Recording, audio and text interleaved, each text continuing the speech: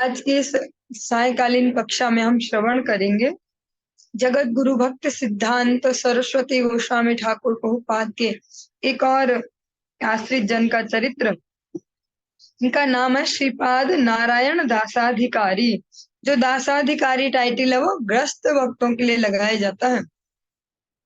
पश्चिम बंग राज्य मेदिनीपुर जिला अंतर्गत सिद्धा ग्राम निवासी श्रीयुत मुकुंद राम दास के पुत्र रूप में श्रीपाद नारायण दास प्रभु का जन्म हुआ। उनके परिवार में सभी सदस्य गौड़ीय भजनानुगत शिल प्रभुपाद भक्त सिद्धांत सरस्वती गोस्वामी ठाकुर के चरणाश्रित निष्ठावान शुद्ध वैष्णव थे। एक समय श्रीपाद नारायण दास कोलकाता बाग बाजार गौड़ी मठ में गए। उस समय शिल प्रभुपाद का भोजनावशेष प्रसाद लेकर भक्तगण नीचे उतर रहे थे। यह देखकर श्रीपाद नारायण दास ने अत्यंत विनय और आग्रह पूर्वक हाथ फैलाकर उनसे शिल प्रभुपाद का उच्छिष्ट प्रसाद मांगा। उनके आग्रह से सेवक ने शिल प्रभुपाद का प्रसाद हाथ में दिया और उन्होंने अत्यंत प्रेम पूर्वक वह प्रसाद ग्रहण करके महाआनंद प्राप्त किया। उसके बाद जब शिल प्रभुपाद के पास जाकर उन्होंने साष्टांग दंडवत प्रणाम किया और हरिनाम दीक्षा के लिए प्रार्थना की, तब श्रील प्रभुपाद ने कहा, आपकी दीक्षा तो उसी समय हो गई। यह सुनकर श्री नारायण दास आश्चर्यचकित हो गए और मन में सोचने लगे कि मेरी दीक्षा कब हुई, मैं तो आज ही आया हूँ दीक्षा के लिए। तब श्रील प्रभुपाद ने कहा, आपने जिस समय मेरा अवशेष जो प्रसाद है उच्छिष्ट प्रसाद वो ग्रहण किया उसमें ही आपकी दीक्षा हो गई, किंतु बाद में महाजन परंपरा पांचर रात्र विधान अनुसार गुरु से पूर्ण शरणागत होकर हरिनाम एवं कृष्ण मंत्र वैदिक दीक्षा ग्रहण कर आदर्श शिक्षा के लिए श्रील प्रभुपाद ने उनको यथारीति विधि पूर्वक हरिनाम दीक्षा प्रदान की। दीक्षा के पश्चात कुछ समय मठ में रहकर श्रील प्रभुपाद व वैष्णव की सेवा की। अपने घर लौटकर ग्राम के एक स्थान पर आश्रम का निर्माण कर एकांत में भजन करते रहे। एक समय एक ग्राम की पद्म पुष्करणी में कृष्ण गोपीनाथ का विग्रह प्राप्त हुआ और वह विग्रह लेकर उनके एक आत्मीय ने आश्रम में लाकर उनको दे दी। कोई उनकी जान पहचान का था, उसने वो विग्रह उन्हें दे दी। श्रीपाद नारायण दास प्रभु अत्यंत निष्ठा और भक्ति पूर्वक उस विग्रह की सेवा करने लगे। बहुत दिन बाद एक दिन अपना देश पाकर श्रीमती राधा रानी का विग्रह लाकर श्री श्री राधा गोपीनाथ की नित्य सेवा प्रकाश की। ग्रामवासियों द्वारा 7 दिन तक लगातार अखंड हरिनाम संकीर्तन एवं श्रीधाम मायापुर श्री चैतन्य मठ के प्रचारक सन्यासी ब्रह्मचारी आदि को निमंत्रित करके पाठ कीर्तन हरिकथा के द्वारा बृहद महोत्सव किया, बहुत बड़ा महोत्सव का आयोजन किया। उसके साथ आगत असंख्य भक्तों को श्री भगवान का महाप्रसाद वितरित किया। प्रत्येक वर्ष नियम पूर्वक श्री विग्रह के प्रतिष्ठा दिवस का महोत्सव विभिन्न व्रत इत्यादि इसी प्रकार से पालन करते। श्री विग्रहों की नित्य सेवा पूजा अंग राग श्रृंगार आदि सेवा अति वृद्धावस्था में भी अपने हाथ से स्वयं करते। विभिन्न शास्त्र सिद्धांत एवं असंख्य श्लोक स्वाभाविक रूप से बोल सकते थे। वे केवल श्री हरिनाम भजन का जो ये अंग है श्री हरिनाम, इसको ही अनुशीलन करते थे। 104 वर्ष की आयु में उन्होंने शरीर छोड़ा। तब तक उनके नेत्र ज्योति वैसी की वैसी रही और उनकी बुद्धि भी सही रही। यहाँ पे शब्द तो थोड़ा अजीब सा है, बुद्धि भ्रष्ट नहीं हुई। मीन्स जैसे जैसे हम देखते हैं एज बढ़ते जाती है, व्यक्ति का थोड़ा हिलने लगते हैं दिमाग के तारे इधर उधर, लेकिन उनका साथ ऐसा नहीं हुआ। स्मृति शक्ति प्रखर थी। केवल 2-3 घंटे विश्राम करते, बाकी समय अपने भजन में डूबे रहते। उन्होंने 104 वर्ष की आयु में श्रील प्रभुपाद की अप्रकट तिथि में अपने गुरुदेव की ही तिथि को अवलंबन किया। श्री श्री राधा गोपीनाथ जी की संध्या आरती करके केवल उनका चरणामृत पान करके उन्हें शरीर छोड़ दिया, भगवत लीला में प्रवेश कर गए।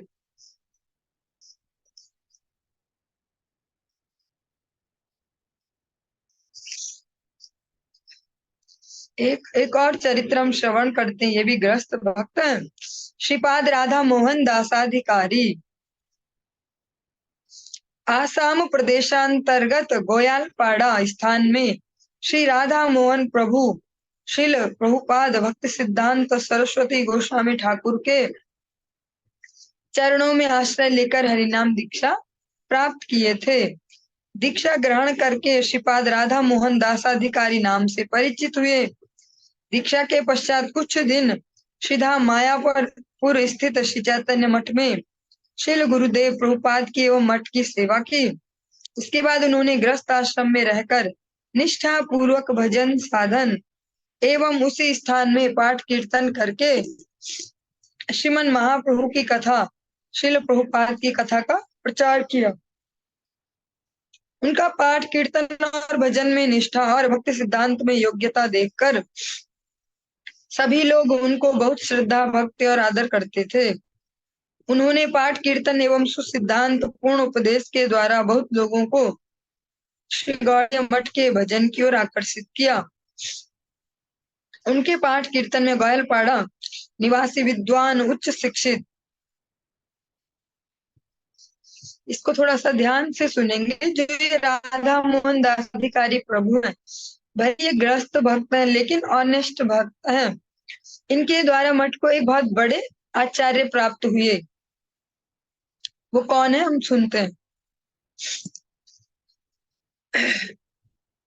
उनके पाठ कीर्तन में गोयलपाड़ा निवासी विद्वान उच्च शिक्षित फिलॉसफी में एमए पास किए श्रीमान कामाख्या चरण गुहराय, जिनका नाम बाद में क्या हुआ मठ में आने के बाद, जिनका हम अधिकतर स्मरण करते हैं, नित्य लीला पुरुष श्री श्रीमद भक्ति वल्लभ तीर्थ गोस्वामी महाराज हमारे ज्येष्ठ गुरुदेव हैं। श्री चैतन्य गौड़ी मठ के आचार्य रह चुके हैं, अब भगवान के धाम में सेवा कर रहे हैं।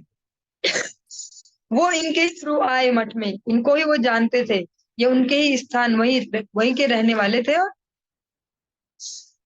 इनकी ही प्रेरणा से वो मठ में आए। ये उनके पास नियम पूर्वक हरिकथा श्रवण करते थे। उन नैष्ठिक भजनशील हरिभक्त वैष्णव संघ एवं उपदेश के द्वारा श्रीमान कामाख्या चरण के मन में विषय वैराग्य एवं गौड़ीय वैष्णव के प्रति प्रबल श्रद्धा भक्ति प्रकट हुई। श्रीमन महाप्रभु का भजनादर्श शिक्षा एवं उपदेश अनुसरण कर श्री कृष्ण भजन करने के लिए उनके मन में प्रबल उत्कंठा उदित हुई। श्रीपाद राधा मोहन प्रभु की पत्नी भी बहुत भक्तिमयी और भजनशीला थी। राधा मोहन प्रभु के थ्रू एक इतने बड़े आचार्य बहुत सामान्य बात नहीं है। उनको हम अपने जैसा ग्रस्त भक्त नहीं तोल सकते कि बस नॉर्मल ऐसी थे। और विशेषता ये है कि दोनों पति पत्नी ही हरि भक्त हैं। ऐसा होने से थोड़ा इजीनेस आ जाती है जीवन में, जब दोनों के ही जीवन के केंद्र में भगवान श्री कृष्ण हो। जैसा कि हम बार बार सुनते भी हैं, divine between a couple divine couple, जब एक ग्रस्त के बीच में ठाकुर जी राधा रानी अगर उनके सेंटर में है, तो फिर उनका जो ग्रस्त आश्रम है, जो उनका भजन है, उनके परमार्थ को और भी सरल बना देता है। जीवन में असंख्य साधु गुरु वैष्णव सेवा करके सबकी श्रद्धा के भाजन हुए। यह हमने श्रवण किया जो राधा मोहन प्रभु उनका चरित्र। श्रीपाद अब एक चरित्र और सुनेंगे, छोटे छोटे से हैं ये चरित्र, इनको हम श्रवण करते हैं। श्रीपाद रूपानुग दासाधिकारी आशा, ये भी यहीं से ही है जहाँ का भी हम सुन रहे हैं। जो ग्वालपाड़ा स्थान है बहुत ही फेमस है गौड़ीय वैष्णव जगत में। यहाँ से अनेक अनेक वैष्णव आए हैं और स्पेशली इनको नित्य लीला श्री भक्ति वल्लभ तीर्थ गोस्वामी महाराज जी के जन्म स्थान के रूप में ज्यादा फेम प्राप्त हुई है कि एक आचार्य इस स्थान से आए हैं। आसाम प्रदेश के ग्वालपाड़ा जिला अंतर्गत भाटीपाड़ा ग्राम में श्रीपाद रूपानुग प्रभु सपत्नी श्रील प्रभुपाद के श्री चरणाश्रय करके हरिनाम दीक्षा ग्रहण किए और नैष्ठिक ग्रस्त वैष्णव के रूप में शुद्ध दैव वर्णाश्रम धर्म पालन किया। बहुत ही सुंदर शब्द है, दैव वर्णाश्रम धर्म। ग्रस्त में रहकर भी भजन किया जा सकता, बशर्ते आप हरि गुरु वैष्णव अनुशासन में जीवन को यापन करें। वे श्रील गुरुदेव प्रभुपाद के एकनिष्ठ सेवक थे। सामाजिक बहुत विपर्यय दुर्बुद्धि संपन्न वैष्णव नामधारी, कुछ दुष्ट लोगों के अत्याचार रूप बहुत सी विघ्न बाधाओं को उपेक्षा कर संपूर्ण दृढ़ता पूर्वक श्रीपाद रूपानुग प्रभु और उनकी पत्नी श्रीमती माहेश्वरी देवी ने अपनी भजन निष्ठा, पाठ कीर्तन, श्री हरिनाम संकीर्तन आदि प्रबल उत्साह के साथ भजनादर्श की रक्षा की। यहाँ पर भी दोनों पति पत्नी वैष्णव हैं, दोनों ही एक ही गुरुदेव के अनुगत्य में है। ऐसे में क्या होता है, जो हमारे जीवन के अनर्थ है उनको निपटाना थोड़ा इजी हो जाता है और भजन में भी सहायता होती है। आप सुन भी रहे कि बहुत सारे कुछ वैष्णव नामधारी सो कॉल्ड वैष्णव भी उनके पीछे लग गए, लेकिन उन्होंने भी मिलजुल कर फिर उन सबसे पार पाया और अपने भजन की रक्षा की। श्रील प्रभुपाद के प्रकट के पश्चात श्रीमद भक्ति दयित माधव गोस्वामी महाराज की अनुगत्य से मठ की सेवा में जीवन के अंतिम समय तक नियुक्त रहकर 18 सितंबर 1984 18 सितंबर 1984 को अंतर्ध्यान लीला प्रकाश की।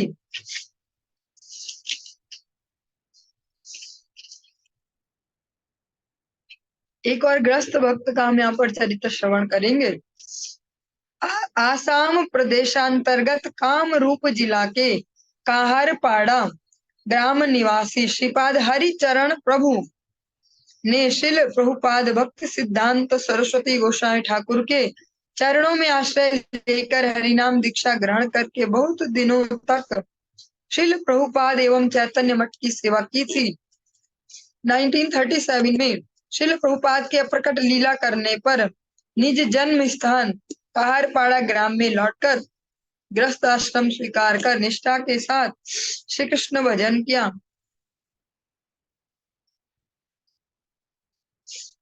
और जिनका हम चरित्र अभी सुन रहे हैं, जो इनका अंतिम समय है, वो जहाँ हम सभी बैठे हैं अधिकतर भक्त देहरादून में, यही जो डीएल रोड पर गौड़िया मठ है, चैतन्य गौड़िया मठ, यहीं पर इन्होंने रहे थे लास्ट समय में। पुनः निज ग्राम में लौटकर 17 मार्च 1984 शनिवार को गौर आविर्भाव, जो गौर पूर्णिमा तिथि है, उसमें स्नान आहनिक आदि करके अपने परिवार के सभी सदस्यों को गौर पूर्णिमा के उपवास व्रत पालन करने के लिए सावधान करके भजन आसन में बैठकर भगवान की बहुत सी स्तव स्तुतियों का पाठ किया और अपराह्न के समय, जो शाम को बोल सकते हैं 4 बजे, हरि नाम जप करते करते गौर पूर्णिमा की तिथि में सबके सामने बैठे हुए और व्रत किया हुआ है गौर पूर्णिमा का, और 4 बजे सबके सामने बैठे बैठे माला करते करते ही गए, अंतर्ध्यान लीला की नित्य धाम को प्राप्त हुए।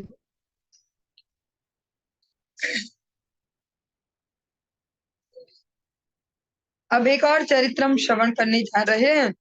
श्रीपाद सरदिंदु नारायण राय पश्चिम बंग राज्य के दिनाजपुर जिला में एम.ए. प्राज्ञ, लाहौर राजर्षि कुमार श्रीपाद सरदिंदु राय ने दार्जिलिंग में रहते समय श्री प्रभुपाद भक्ति सिद्धांत सरस्वती ठाकुर का चरणाश्रय ग्रहण करके हरिनाम दीक्षा प्राप्त की।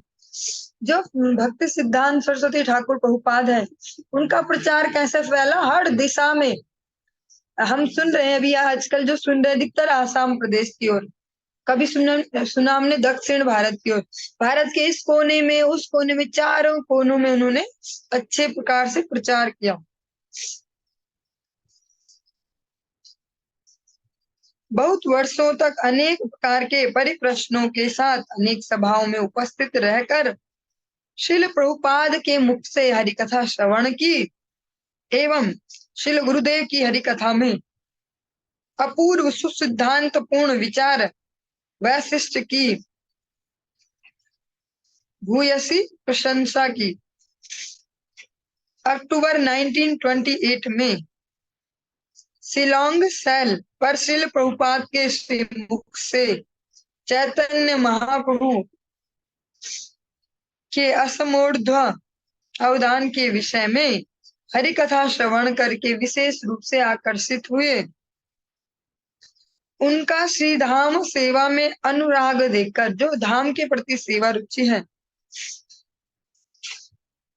श्री नवद्वीप धाम प्रचारिणी पक्ष से सभापति के रूप में श्रील प्रभुपाद ने इनको भुवन मंगल श्री गौराशीर्वाद सूचक 3 उपाधियों से विभूषित किया था।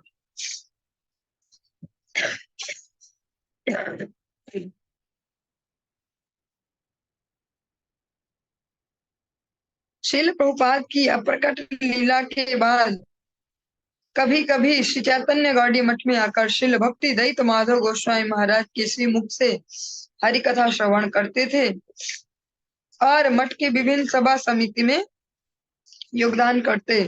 श्रील माधव गोस्वामी महाराज के शास्त्र सिद्धांत पूर्ण भाषण सुनकर बहुत आनंद प्रकाश करते और 29 अक्टूबर 1969 बुधवार कृष्ण चतुर्थी तिथि में, जो दोपहर के 12 बजे नहीं, प्रातः 92 वर्ष की आयु में, सुबह के समय में 92 वर्ष की आयु में इन्होंने अंतर्ध्यान लीला प्रकाश की। एक छोटा सा एक और चरित्र है, श्रीपाद नवीन कृष्ण दासाधिकारी। श्रीपाद नवीन कृष्ण प्रभु ने श्रील प्रभुपाद भक्ति सिद्धांत सरस्वती गोस्वामी ठाकुर का चरणाश्रय करके हरिनाम दीक्षा ग्रहण कर श्रीधाम मायापुर एवं श्री चैतन्य मठ की बहुत सेवा की। श्री गौड़ीय मठ के संपादकीय विभाग में, जहाँ से ग्रंथों का प्रकाशन आदि होता था, अनेक प्रकार के सेवा कार्य में आत्मोत्सर्ग करके श्रील गुरुदेव प्रभुपाद एवं समस्त गुरु भ्राताओं के अत्यंत प्रीति भाजन हुए। 11 नवंबर 1975, 11 नवंबर 1975 को मंगलवार को परम मंगलमय श्री गोपाष्टमी तिथि में श्री गदाधर दास गोस्वामी, श्री धनंजय पंडित और श्री निवास आचार्य प्रभु की त्रयोभाव तिथि में श्रीधाम वृंदावन की ब्रजरज को प्राप्त कर अंतर्ध्यान लीला प्रकाश की।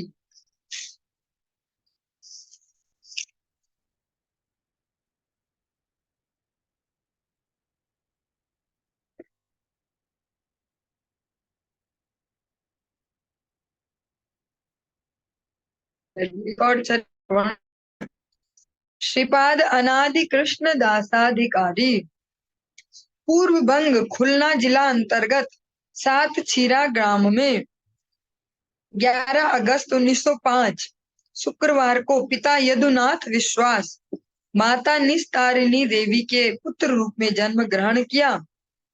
माता पिता ने पुत्र का नाम रखा श्री नेपाल चंद्र विश्वास। वे 4 भाई और एक भगिनी थे। कनिष्ठ पुत्र श्रीपाद नेपाल चंद्र थे, सबसे छोटे थे।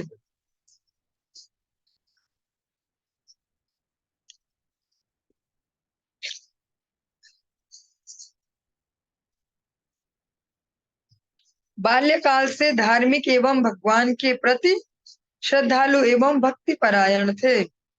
बाल्यावस्था में परिवार के लोगों द्वारा मांस मछली अमेध्य आदि खिलाने के अत्याचार से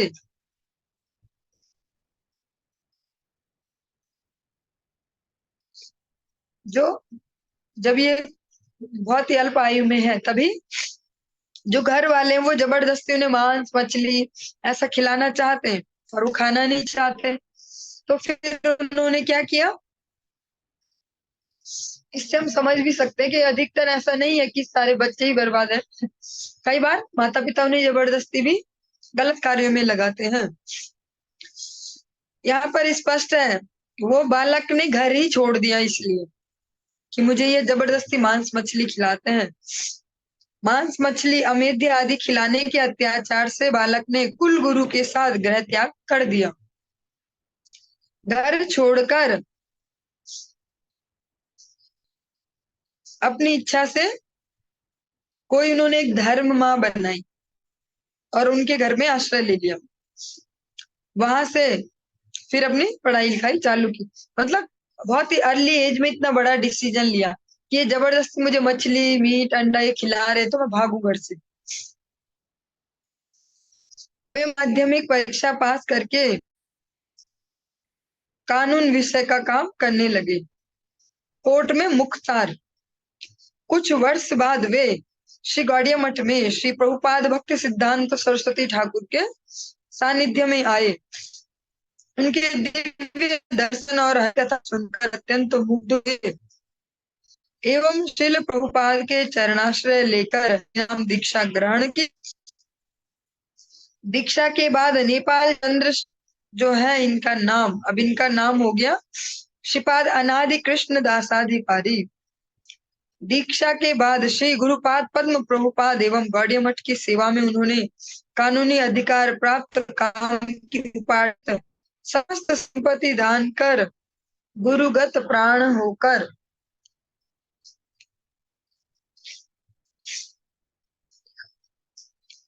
गुरु सेवा का एक उज्जवल दृष्टांत स्थापन किया। उनके दिए हुए अर्थ से उन्होंने जो अपने काम से धन कमाया था वो वहां पर सेवा में दिया। तो उनके जो उन्होंने धन दिया उससे कुरुक्षेत्र में जमीन खरीदी गई मठ के लिए।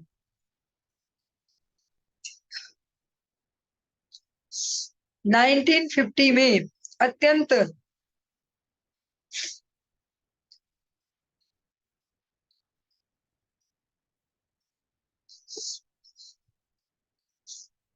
श्रीपाद अनादि कृष्ण प्रभु ने जीवित अवस्था में मानव जीवन का गुह्य रहस्य, शांति, संधान, स्मरण, मंगल, गृहस्थ धर्म, गौरांग महाप्रभु आदि बहुत से ग्रंथों की रचना की। उन्होंने ग्रंथों को रिटर्न किया।